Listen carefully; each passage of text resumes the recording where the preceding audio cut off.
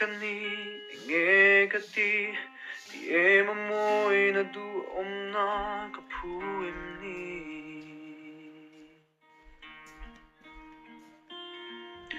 lim ziak thiamin andu tu san chimbal le arsi te mangpon han ziak sila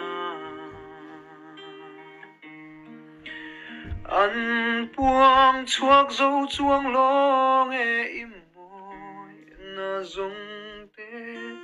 rangkat sak le lung lupon ilut na an buk tok zo chuang long e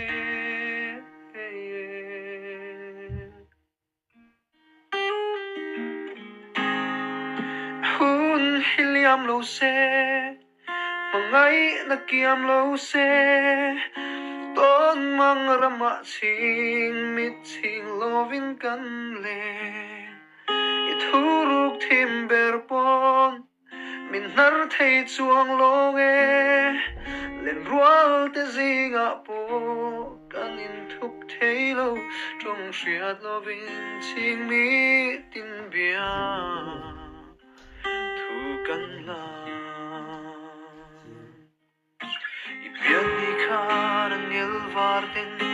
I ring mit mu amoy berturan duang inni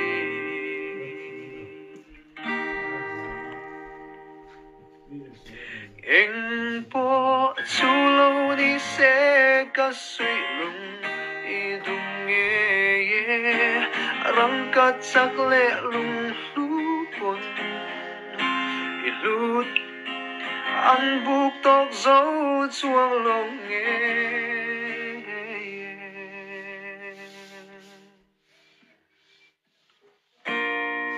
hun hiliam lo se mangai na kiang lo se ton mang rama ching mit ching lovin kan le ithuruk thim ber pon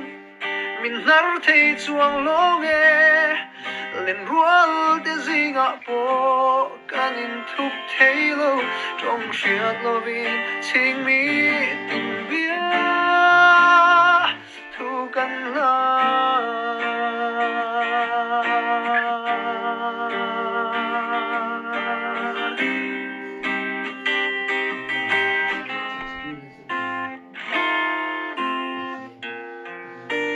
hun hiliam lo se ngay na kiang lo se ton mang rama ching mit ching lovin kan le